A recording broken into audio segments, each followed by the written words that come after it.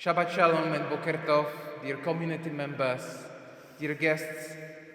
We are gathering here today to pray and to learn, and above all to celebrate together. It is with joyous anticipation that we now welcome our Bnei Mitzvah, Zuzana, Robert, Kateřina, and Kamila.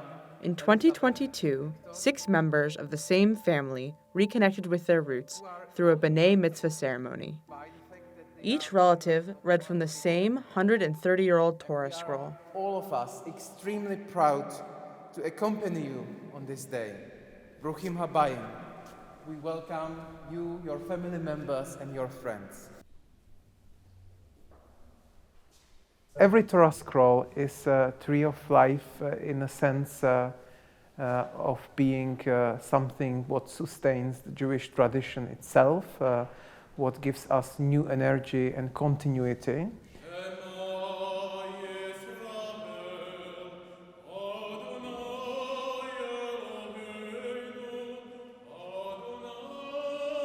Their rabbi, David Maxa, first read from this scroll in 2013 at a Jewish summer camp. He is the son of a Holocaust survivor. He reconnected with his Jewish roots through the century-old object. The story of this Torah scroll begins in the late 1880s, when 3 different scribes crafted parchment which came together to form the scroll, a scroll of the people. The first threat to the life of this scroll came in 1942, when the Nazi regime invaded the Czech Republic. The Jewish Authority of Prague ordered that surrounding communities collect and transport their Torah scrolls to the Jewish Museum for safekeeping. Those who moved the scrolls may have thought that they would return for their precious belongings.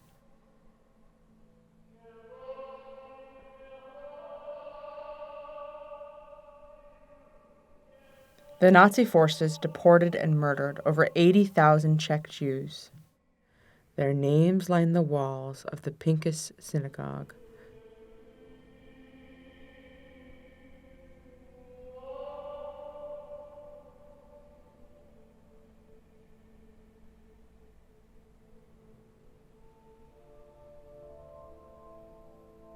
Removed, the Torah scrolls lay in storage.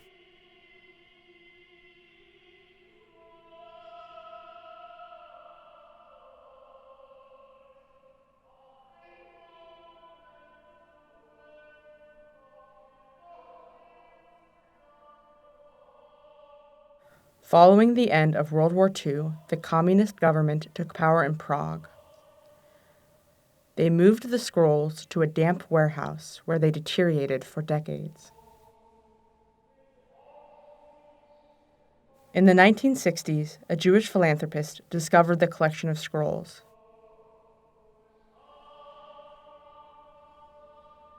He bought and restored over 1,600 Torah scrolls.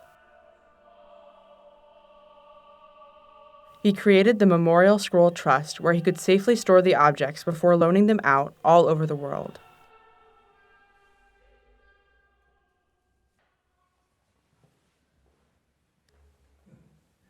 And I still remember my wife and I, we went to the trust and Jeffrey was waiting for us, and he very friendly took us through the exhibition.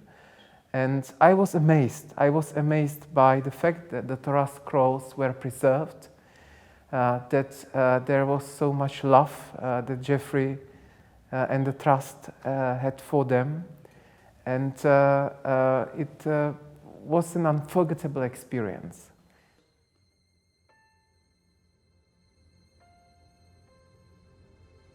The Torah scroll went to the URJ Kutz camp in America.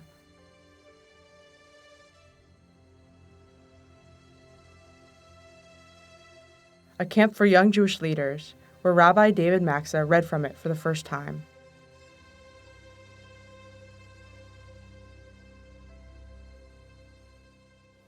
Torah, Torah, Torah, Torah, Torah, tzeva lanu Moshe, Torah, Torah. When Kutz Camp closed, Rabbi Maxa agreed to take the scroll to his congregation at Chaim in Prague.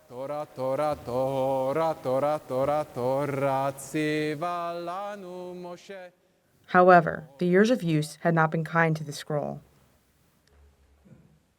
It really was like writing a new scroll. Almost every letter had to be restored.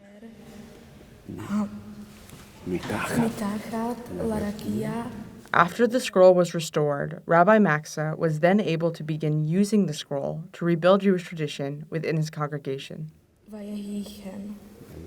ויקרא אלוהים לרקיע שמיים ויהי ערב ויהי בוקר יום שני.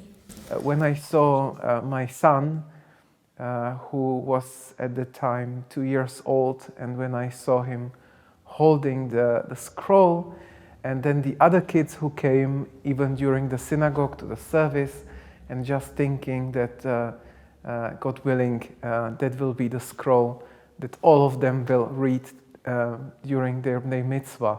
And you can imagine what a great joy it is. אלוהים ברא אותו זכר ונקבה ברא אותם ויברך אותם אלוהים ויאמר להם אלוהים פרו ורבו ומילאו את הארץ וכבשוה ורדו. It was a difficult time and it was difficult to get back to connect. And through this experience, I think I got it. I did it. I connected back to the roots, to our history.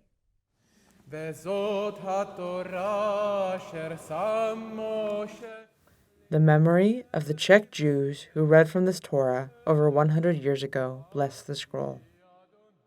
Those who read from it today bring this blessing into the future. They fulfill a century-old promise that what was planted before will live on.